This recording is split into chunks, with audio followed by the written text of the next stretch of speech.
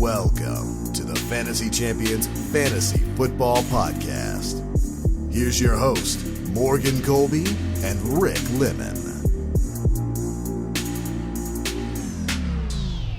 What's poppin', Fantasy Champs? My name's Morgan Colby. I got Rick Lemon with me as always. What's up? We got a fun show today. And also, at the end of the show, we will be making our final Super Bowl predictions. This show, I can imagine, should only be 15 minutes. Plus 5 minutes for the Super Bowl talk. But you know how it is. You know how the chatting goes way too far off the end. But we got some interesting stuff to talk about. So we'll make Super Bowl predictions at the end of the show. We're going to pull up some of the first real ADP of the year, go through it, talk about some of the interesting trends that are in there, discuss who the 101 is, and just go through each pick and talk about what our thoughts are. Should be real interesting. Now, this ADP is likely to change dramatically as we enter into the full off season, and as changes start to happen, coaches start to get finalized. I believe there's still some coach openings. Is there? Is that correct? The Cardinals, I know, don't have a coach yet. Okay. And I think there's another team that there's at least one, maybe I feel like we're a couple light. more. I feel like we're light on coaching changes this time around. Last year, I felt like there was 9 or 10. I think. Oh well, then we are. I feel like a lot of the coaches have changed before the Super Bowl, kind of early. Yeah. But like I said in the past, we have a whole show for that. But we're going to talk about some of the first real ADP, which I'm excited about. Before we do that, check out our website, fantasychampions.com. Follow us on Twitter, Instagram, Facebook, TikTok. If you're listening on a podcast, Spotify, Stitcher, or any other podcasting platforms, please leave a review. Share this podcast with your friends. If you're watching on YouTube, subscribe. Click the bell for notifications. Like and comment down below. Any questions you may have about this ADP. Without further ado, you ready, Rick? You ready to jump into the ADP? Yeah, let's do it. Have you looked at the ADP at all? No, I have now. This is wild. Isn't it wild? So the underdog is based on the ADP. The ADP is based on underdogs ADP. So They started probably a month ago after the season ended. Running their best ball drafts. They're doing real drafts though for the upcoming 2023 season. Yeah. They don't do mock drafts. These are from real drafts. They don't do mock drafts on underdog. So this is real drafts that people paid money to get into. Best ball, so it's slightly different approach. It is than what you would have in redraft, but the ADP is similar in that context because you don't just draft random players to draft random players. The ADP. Yeah, I know. The wide receivers are a little bit boosted in underdog than it was on sleeper. And there's some other things that are a little different, but it gives you a pretty good picture. Yeah. And also to give you a picture of this ADP that we're going to talk about, because I know Rick made that last statement. This is half PPR.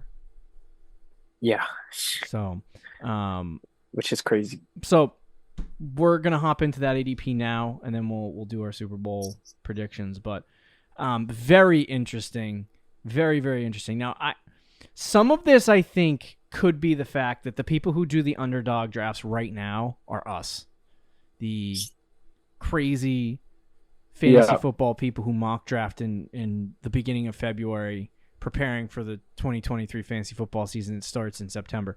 What is that? 7 months away? Yeah. So these are people that are hardcore guys and probably drafting the way they would normally, which would change the ADP a lot. So we can talk about what we think is going to change, but I'll bring up the first 12 picks here and say what they are, and then we can talk about what the first round kind of looks like based on the ADP from underdog. So 101, Justin Jefferson. 102, Jamar Chase. Hold on a second. Yeah, that works. Christian McCaffrey, 103. 104 is Cooper Kupp. 105 is Travis Kelce. 106 is Austin Eckler. Tyreek Hill comes in at 107. Stefan Diggs at 18. Devontae Adams at 19. Jonathan Taylor at 110. A.J. Brown at 111. And C.D. Lamskis at 112. So first thing right off the bat, 3 running backs in the first round? Yep. 3 running backs. That's wild. Now, do you think that is a trend that will continue into this upcoming year? Because even I have softened on the wide receiver position a little bit. And with the way the wide receiver position has been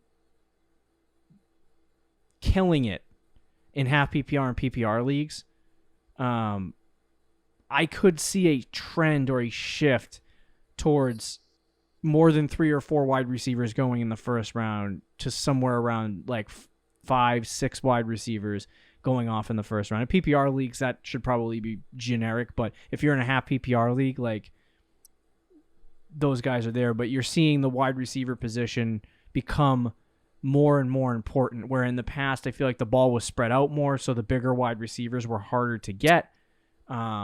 Now there's so many really good wide receivers that it's tempting to take a big guy early. Is this a trend that you see continuing, or is it just going to go right back to everyone drafting running backs?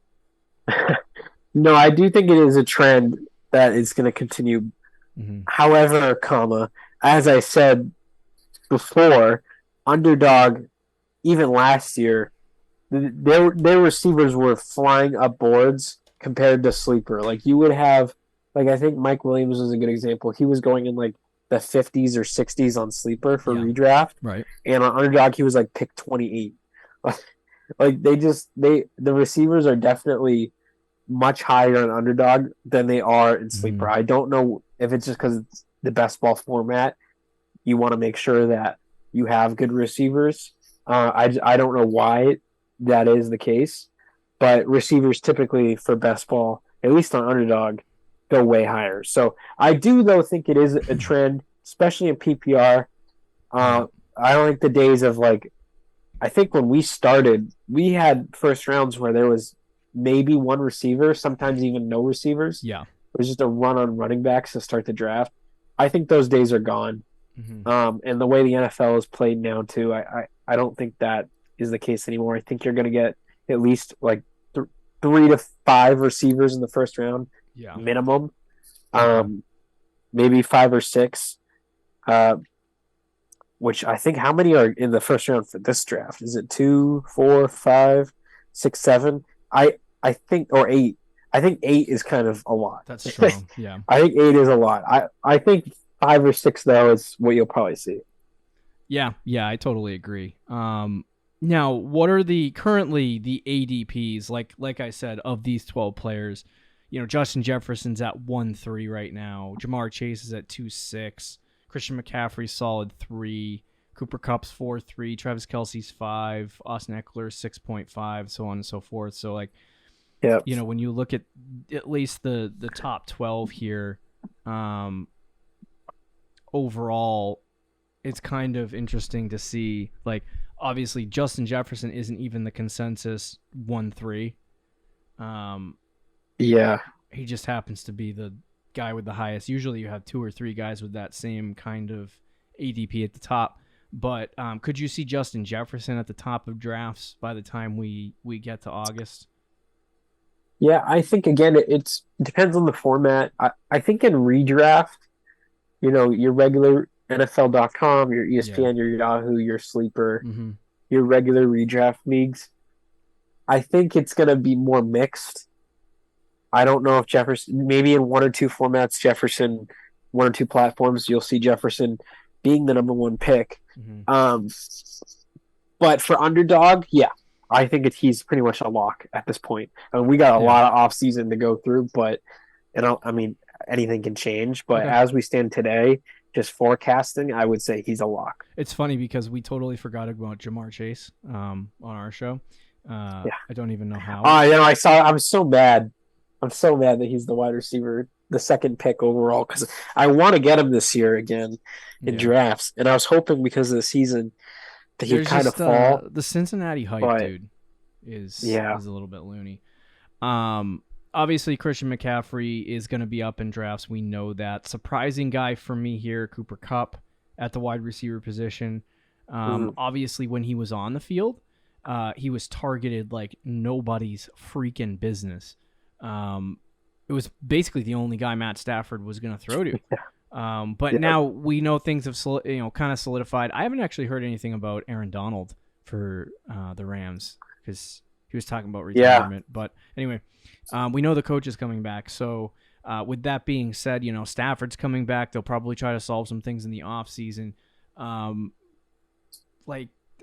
nervous about Cooper Kupp. He's going to get targeted and he's going to be good. And I think, if he's the fourth or fifth wide receiver off the board, like I'm willing to take him because I know the volume that he's going to get. Yeah. But I'm kind of concerned about the injury that he sustained because that typically has some form of a drop-off. Now, a drop-off for what freaking Cooper Kupp does on a regular basis would be a low-end wide receiver 1, so that's why I'd still be intrigued with taking him because I know he's going to be a wide receiver 1 at that point. But at 4, no. Yeah, I get that completely. I'm okay with Cooper Kupp just because of how ridiculous, not only how ridiculous he was, but just how much Stafford in particular targets him. Yeah. And knowing that Stafford's coming back, McVay is coming back, that probably won't change. The injury and the age, though, is definitely something that is starting to, I guess, develop. And 4 is pretty high. I agree with that. I don't like him at 4. But I think he's still going to be like, if I had to bet, I would still assume that he's going to be a top 5 receiver. So I'm okay with him being like a first-round pick. He'll probably end up being around, even in the underdog leagues where it's best ball, he'll probably fall into the conversation of like 7 or 8. Yeah. First round. Yep. But I do think after seeing this, they're like, if this is hardcore fantasy people, there's going to be loony bins who talk this up to a point where I could see Cooper Kupp being a top 5 pick in drafts because people just are in love with this guy. Even early this season, he won a lot of people games, and the only thing that stopped him was the injury. So, like I said, I think that I think people are crazy about Cooper Kupp, and it could drive the stock up a little bit, but we'll see. I told you about Travis Kelce, bro. Listen, I get it. I understand. We got it wrong last year. Where he was drafted was probably where he should have been drafted compared to, the same guy at wide receiver. What is he, 33, 34? Yeah, he's 33, I think. What are we doing? Top 5 pick. Keep doing it. You know what? Last year, you think he's worth a top 5 pick? No way. He would have to do what he did last year and probably even better to be worth that pick. He would have to be like the wide receiver 3 at the end of the season. And I don't think he was. I think this past year, compared to wide receivers, I want to say he was 5 or maybe outside the top 5. But yeah, he would have to have a ridiculous season, like historic season to be worth that pick. Yeah, I agree. The only other guy that I kind of wanted to hit on was Jonathan Taylor at pick 10. Yeah, I noticed that one too. So if you're seeing running backs go this high, he's the 3rd running back off the board. So his inconsistencies during the season didn't affect him, and then obviously he got hurt, so that obviously affected it. But I don't know. I'm like, I'd love to see him come back and be the player that we know he is, but running backs coming off those ACL injuries, they don't typically have a great season the year after. Did Taylor tear his ACL? I thought it was ACL, wasn't it? I don't think it. I mean, if it was, then hold on, he should not be going in the first round.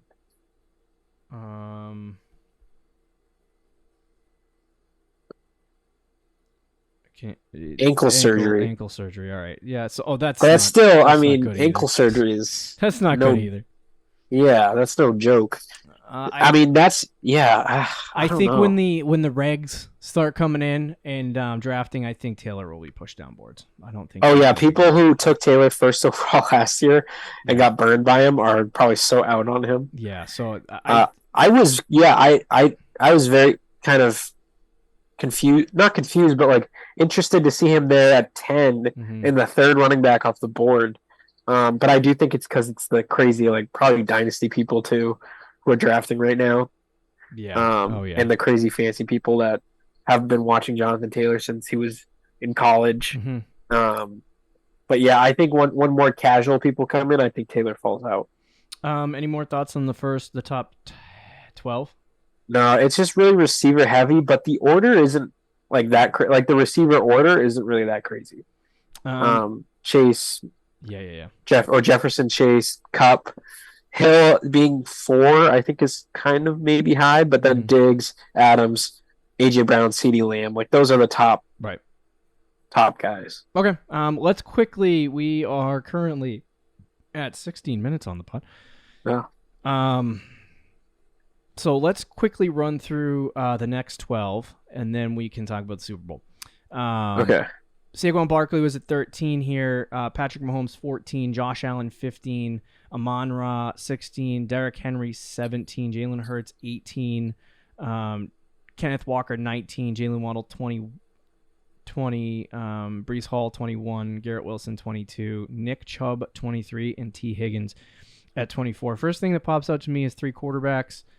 This is not a 6-point touchdown for quarterbacks situation on underdog. This is also not super flex or anything like that. So seeing 3 quarterbacks go in the second round, very interesting.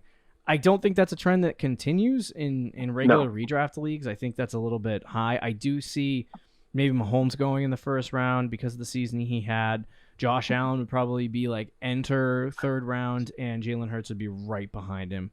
So I think these guys are actually going to be very close together in redraft, but I don't believe that they're going to be 3 quarterbacks going at 14, 15, and 18. Yeah, that's the second round picks for quarterbacks. Like if that happens, holy crap, I'm sweating and getting excited. Yeah. Because I go quarterback. Oh yeah, late, no, so there's no way. I'll get all these good players. Even last year on underdog, there wasn't a quarterback, I don't think, in the first round. Right. And I think Josh Allen went in the second round, but then there was a little bit of a drop off, and then it was like Mahomes and Herbert, guys like that. So I don't think there's going to be 3 quarterbacks in the second round. I think it only ends up being Mahomes, maybe Allen too. Maybe it's Allen and Mahomes, and then Hurts is right behind those guys. But yeah, 3 quarterbacks in the second round is wild. That will not happen in redraft. Yeah. As for the other situations, like I kind of look at the running back position, like Barkley as the 4th running back off the board. I could definitely see that. That's actually not bad value either. Derrick Henry, obviously, a second round for these guys would be great. Derrick Henry is a 5th running back. But interestingly enough, we have Kenneth Walker, Breece Hall as the 6th and 7th running back. Well, I mean, that's really interesting because Walker, I could kind of see. I think that's still a little high. I know we had him in our mock draft in the second round, but we also had way more running backs. I think he was probably like our RB like 12 or something like that. But I could kind of see that. Hall though, like he tore his ACL. Like is he coming? Is he even going to play week 1? Probably not. I would be really nervous if I'm drafting this early, like some psychopaths. Yeah. No disrespect to you, I'm one of them. But if I potentially draft, I'm staying away from Breece Hall, especially in a best ball format. Yeah. Because like, what if he has a setback and he's out the first 8 weeks of the season? Yeah. No, it's tough. Like Walker, definitely seeing what he did last year on the back half. Yeah, I could see. He definitely could sneak up. Like we had him late second. Yeah, I think late second. He could definitely sneak up into the early second round, like last year we saw with Javonte. And so I think Kenneth Walker's good enough of a running back. I just don't think that he's going to end up going as the RB6 off the board. Like I think you're going to see a bunch of other guys go ahead of him. Like right now, Josh Jacobs is picked 25. That's great value, dude. And he's like 4 spots behind Kenneth Walker. So like, I don't think that's happening. I think Josh Jacobs is going to be way higher than that. So I just like Kenneth is going to be good, but I think he's going to fall down spots. And then Brees, he's definitely going to slip. There's no way this holds. Like, I could see him going off the board, around like a Travis Etienne. You know what I mean? But yeah, I think he's going to be a 3rd round, and that's assuming that he's probably ready to go week 1. Right. If he's not, he'll be a 4th or 5th round pick, which I think is a great steal. By the way, I like that. Yeah. What about his counterpart, Garrett Wilson? Yeah, going ahead of T. Higgins, Devonta Smith, Debo. I mean, so I DK. like Garrett Wilson. So I actually don't hate this. I'm surprised by it. I was like 2nd round, dude. I think he'll end up being like also depends on who they get at quarterback. Yeah. Is going to play a factor. But I could see him going 3rd round. I don't see him going ahead of T. Higgins, though. That is surprising. Yeah. All right. Any more thoughts on the 3rd round? 2nd round, I should say. No, I think that's about it. What I think is interesting about this is because I do think that like the running backs are going to shift to being back at the top. I think the wide receivers will probably shift to the 2nd round. So, but just seeing where we're looking at this on 4for4.com on their underdog ADP, and you can toggle it by position. And just seeing where certain players go, like at the running back position, Breece Hall being the 6th, 7th running back off the board, Josh Jacobs being 2 spots behind him, Mondre's in the top 10 at running back. So, just seeing where some of these guys end up falling is very, very intriguing and interesting. Like you see, Garrett Wilson ahead of T. Higgins, Devonta Smith, Debo, DK Metcalf, all who I think had better seasons than him last year. Knowing that he doesn't have a quarterback right now, that kind of scares me. Like you're drafting best balls right now with Garrett Wilson in your lineup, not knowing who the quarterback's going to be. That's kind of crazy. Now, I don't think are there rookies in this? I don't believe so, which is also going to change things. Yeah. Oh yeah. So I wonder how that works though. If you can't have like, I don't know.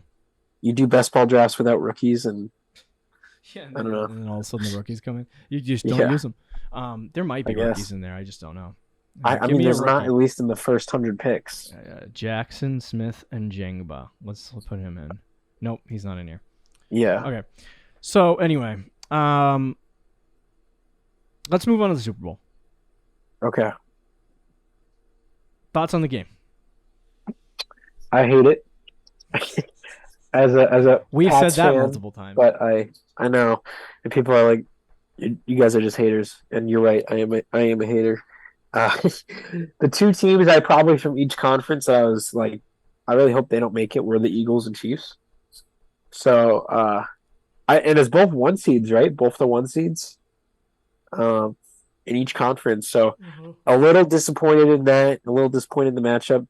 And I don't like the Eagles. Obviously, left a bad taste in my mouth with the Patriots Super Bowl. I don't like the coach.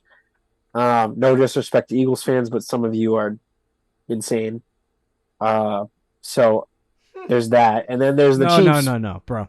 All disrespect the to new Eagles dynasty. fans. Yeah, okay. All disrespect to Eagles fans. And then there's the Chiefs, and them being the new dynasty and the media darling and the Patrick Mahomes. It's not even like to me, I hate the media at the narrative of it because, we're spending the whole week talking about Patrick Nick Mahomes. Wright exists. Like Nick Wright exists. The fact that he exists, period, is a problem.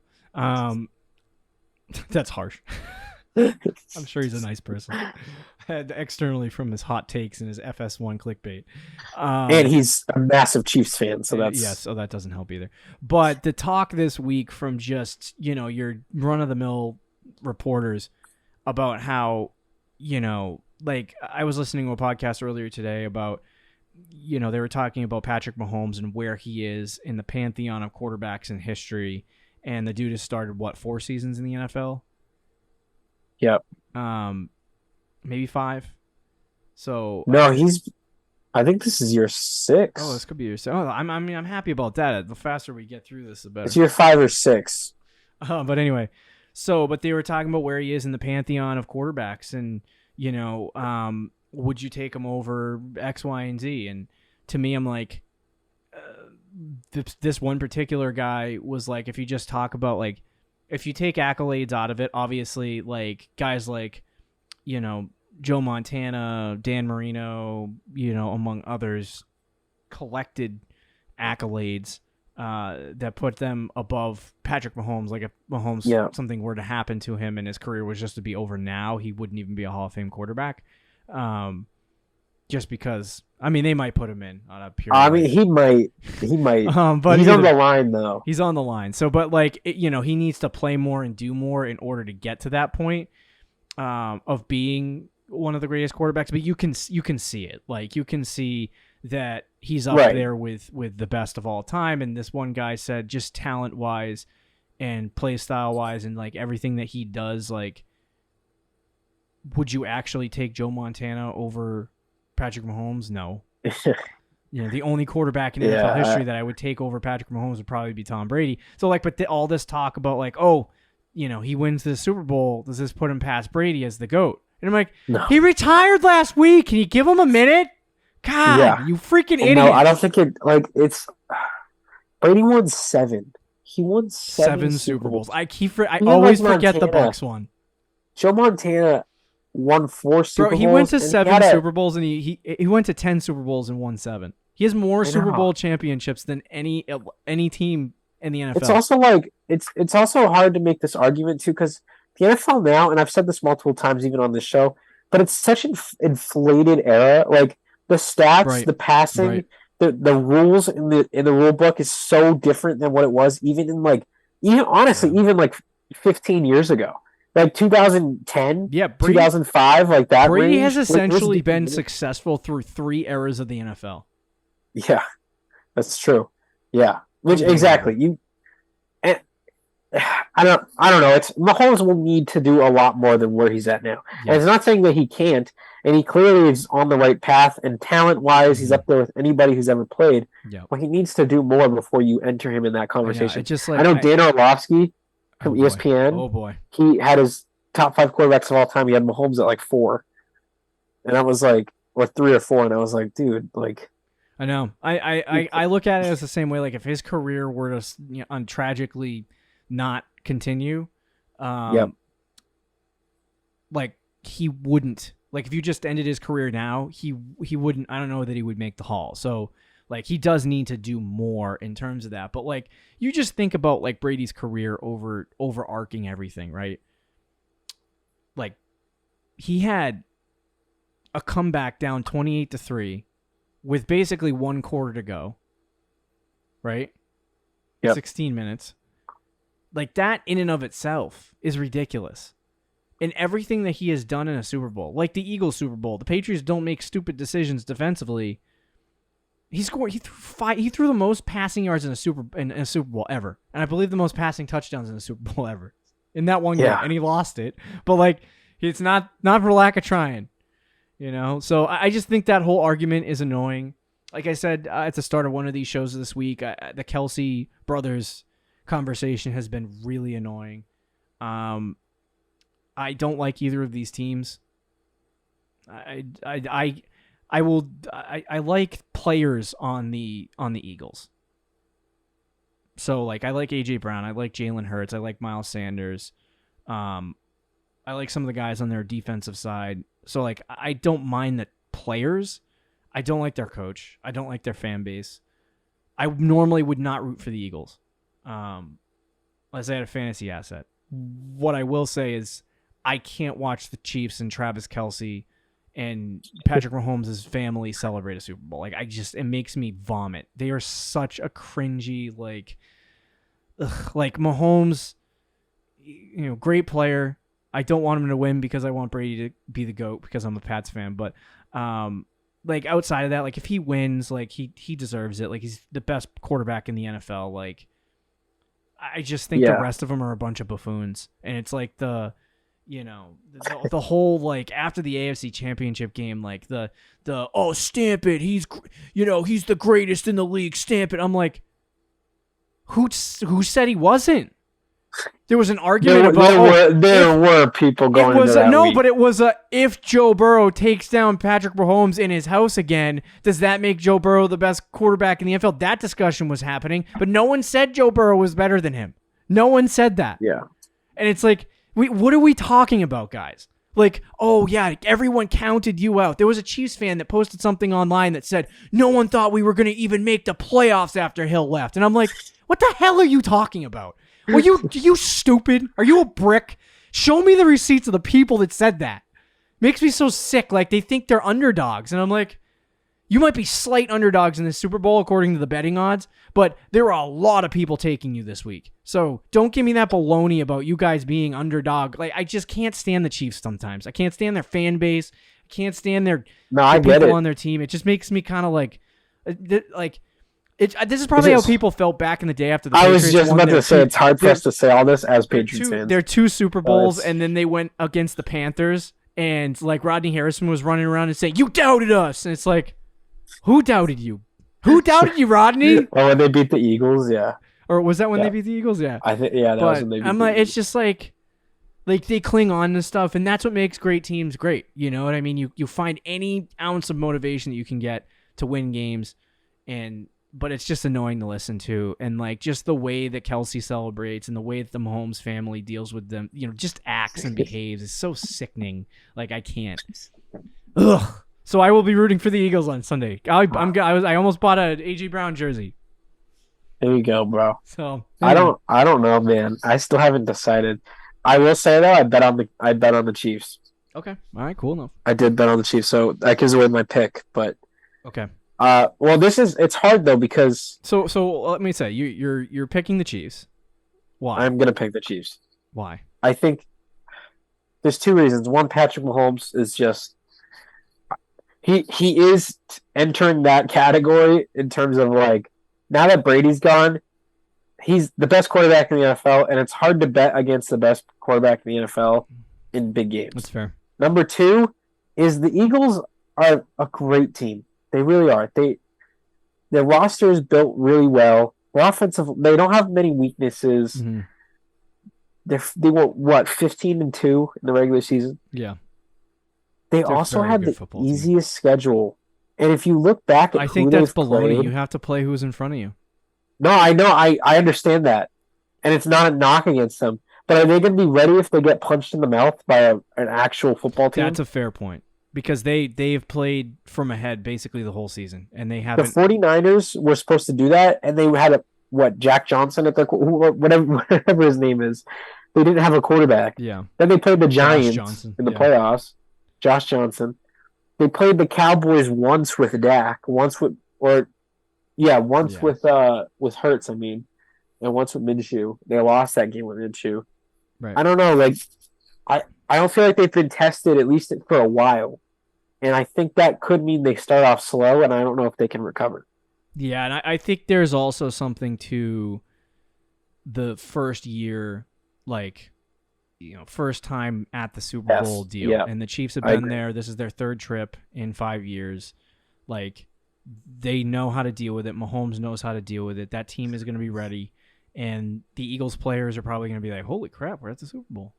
There are a couple, like Jason Kelsey, and I think a couple players who have been there before. What is it? But there's not a lot. Most of that team is new. Yeah. And I don't know. I think it's going to be. There is that part of it, which is that all of those aspects have made me hesitate in my pick a little bit. But I'm taking the Eagles. No, I think the Eagles have a better team. They got a better roster. So that's like what I was top to to bottom. Yeah, the Eagles have a better team. Top to bottom, they have a better team. They have the better defense. They have I would say they probably have the better offense. They don't have the better quarterback. Definitely not the better quarterback, but they have the better offense. Their team is better. Better weapons. Better weapons. Better offensive line. Better offensive line. So the big thing about the Eagles is that when you get this far in the season, and this is why I'm taking the Eagles, when you get this far in the season, everything becomes about line play. Everything becomes about the defensive line and the offensive line and who can control the pace of the game and who can get to the quarterback and all of that, right? Chris Jones, great defensive lineman. He's only one guy for the Chiefs. The Eagles have 3. Their defensive line is insane. Yeah. And if you put your best defensive end, like somebody brought this up today, Mahomes' like left ankle is the one he struggles with. When they were playing the Bengals, when he had to make throws on his left leg, that's when he got all screwed up. He has an ankle injury, by the way. I'm not just saying this like randomly. He can throw on any leg when he's healthy, but when he had to throw on his left leg, it was bad. It did not look good. He struggled, and the problem is the Bengals couldn't get pressure on him because the offensive line of the Chiefs played really well. So if the Eagles can control this game a little bit, get Mahomes to run around a little bit and put pressure on that ankle, I don't think he's going to play well. I think it's going to hurt, and he's going to have to try to tough it out and push through it, but I think it's going to be too much for him to overcome personally. Remember he had that toe injury in the Bucs championship? Yeah. And that defensive line was getting to him to a point where he had to like dive sideways to make a throw. And I think I think that could be a similar situation for the Eagles in this game. Just based on the fact that their defensive line is really good. I think the offensive line for the Eagles is better than the defensive line for the Chiefs. I think they're significantly better, like leaps and bounds better than the Bengals offensive line. Are you saying I should change my bet? Well, it depends. Because everything you say makes sense, and I agree with everything you say. I would take the underdog in the game just because, like. Yeah, the Chiefs are the underdog. Yeah. So I get like a plus. Like if you're betting, like plus I'm not telling you. I'm 110. telling you who I think is going to win. I'm not telling you to bet on the Eagles. I'm telling you who I think is going to win. If you bet on the Chiefs and the Chiefs win, you win money. So that's the benefit of betting on the Chiefs. But yeah, so it's like I think all of those things come into account. I think they are the best team in the NFL this year. They should win if they don't get their freaking heads out of their own. I haven't heard a lot of trash talk this week, which is great. The Eagles apparently get really brotherly love fest. The Eagles fans get really pissed off, and I guess the team gets really pissed off too. And you start trash talking them, and they put the stupid. I guess there's a record that if people put a jersey of the opposing team on Rocky in Philadelphia, that the Eagles end up winning that game. So I was literally going to drive to Philly and put a Patrick Mahomes jersey on Rocky. Pretend you're a Chiefs fan to piss off Philadelphia. Yeah, to piss off Philadelphia. I was just gonna do it. All part of the master plan. Yeah, so I think that there's too much going on with the Chicago Bears. Too much going on with the Kansas City Chiefs in terms of injuries and all of that stuff. And like they barely, I think, looking back at the AFC Championship game, not to be long-winded on this, but like when you watch that game, Joe Burrow had 2 shots to win the game and he didn't do it. And like that was the Bengals game to win. The more I get removed from that, I look at it like the Bengals should have won that. The more I think about it too, like this is kind of it's kind of also the Bengals' time to win. Like this was one of their best chances. Yeah. You got T. Higgins still, you got Jamar Chase, you got Burrow on the rookie deal. And you have a defense that's decent. They just couldn't get those 2 drives to go. And I think if Joe Burrow was able to score on those 2 drives in that game, they put the Chiefs away and they bury him. And I think that was it. Like Mahomes, he was starting to show signs of. Oh, I wish I would actually have a real rooting interest if the Bengals made. Yeah, I know. That's what I'm saying. Like I would be all in. I convinced for you, Rick. I convinced Fred to buy a Bengals jersey with me. If they were, oh really? Yeah, the white Bengal. They didn't make it. Yeah, so but we would have been rocking out at the party with the Bengals. Oh my gosh, I know. But just from a pure football perspective, I think line play in the playoffs in the NFL is what wins football games, and I think the Eagles will end up controlling that aspect of the game. Do I think the Chiefs can win? Of course. I would say I think I give personally the Eagles about a 55 to 60% chance of winning the game, which is very close. So but it's to me, if the Eagles show up, play football the way they know how to play football, they'll win. They'll win 100%, 1,000%. I agree. It's all of the other stuff. The Super Bowl week, everybody gets 15 tickets and they have to hand them out, and the parties and thank God it's in Arizona. Nothing happens there, but like. Either that or Mahomes has to have one of those games where he just Okay, so I was gonna we 400 yards, 4 we've touchdowns. completely run out of time because I said this was gonna be 50 minutes, but Patrick Mahomes, his stats in Super Bowls, are not good. No. The one that he played, I'm trying to pull up the numbers right now so we He can did see play what? The Bucks and 49ers? That's kind of the Bucks and 49ers. And now the So Eagles. That's let me pretty good pull up his numbers really defensive quickly. trio. His game logs, playoff game logs. Where are we at? Postseason. Here we go. He's never. I heard this stat this week too, which is crazy. He's never played, not won, played in a road playoff game. Huh. What? He's never played. Oh my gosh. Like, so we have a whole aspect to the Brady Mahomes thing. We have a whole aspect to Mahomes' career that we have not reached yet. Right. Like, can he win on the road? Anyway, and if the Patriots didn't, the year they beat the Chiefs in the AFC Championship game to go on and beat the Rams, I believe they choked against Miami in the last game of the season, which lost the bye. So we would have seen Mahomes in some road playoff games then, but Miami screwed that. Anyway. Yeah. So in the Super Bowl that he played against San Fran, he was 26 of 42, 286 yards, 2 touchdowns, 2 interceptions. And I remember in that game, yards per attempt wise in the rest of the playoffs, 9-8 that year. He had 6 yards per attempt in this game. I remember in that game, he was not great. And San Francisco had the game in their hands, and they choked it away, and Jimmy G couldn't throw it down the middle of the field on the final drive. So he wasn't great in that game. And then he goes out against Tampa the following year, goes 26 of 49, 53% completion percentage, 270 yards, no touchdowns, 2 interceptions. That's awful. Yep. So far in Super Bowls, he is terrible.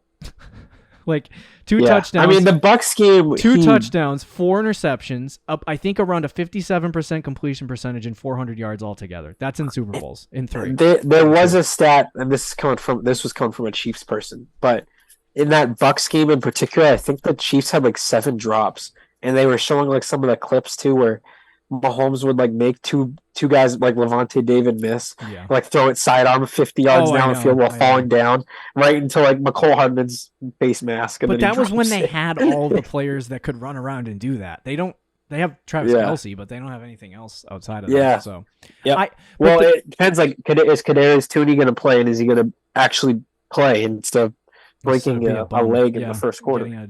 Because I think he's a guy who could be capable of being like a real X factor for them. So, like I said, I look at this situation. I'm not saying that Mahomes is not a good quarterback, or he's not going to be a good quarterback in this game, or that. Like, I remember watching that Super Bowl against Tampa when they went up like 21-9 or whatever, and I was like, this is not a big enough lead. And obviously Tampa continued to pour it on, and Mahomes couldn't score, and that kind of took it away. But like, we were watching that game together, Rick, and we were both like, no. Chiefs can come back from anything. And so, like, you obviously know that there's that aspect of it, but, like, there's also a lot of things that, like we're all talking about how Andy Reid is this great coach. No, he just has a great quarterback. He's a good coach. Andy Reid can come back and be stupid. In that Bengals game, he had called all his timeouts. No one talks about it because the Bengals couldn't score. But all of his timeouts were gone. That's true. He's not a great individual game manager when it comes down to one game. He finds ways to screw it up. Great coach. Sometimes kind of like Kyle Shanahan, actually. Kind of like Kyle Shanahan, yeah. So like he's been to 3 Super Bowls, right? He's 1-2. And the one game, Shanahan 4 puked Super on Bowls, himself. right? Did he go to 4 Super Bowls? No, Shanahan, Shanahan. No, are you talking about Reid? I was talking about Reid. Yeah, he went to only 3. Yeah, he went to Eagles one with the twice. Eagles. Yep, Eagles, and then the But Chiefs he lost. twice. This would be his 4th. I just mean on records wise, based on what he's done in the past. Did he go to 2 with the Eagles? No. No, yeah, you're right. So this is his 4th, yeah. This would be his 4th. But either way, I think it's going to be line play. I think the Eagles are a really, really good football team. This is a good test for them. If they're focused and they're ready to go and they play like they have in the whole postseason, they can beat the Chiefs. Mahomes is hobbled.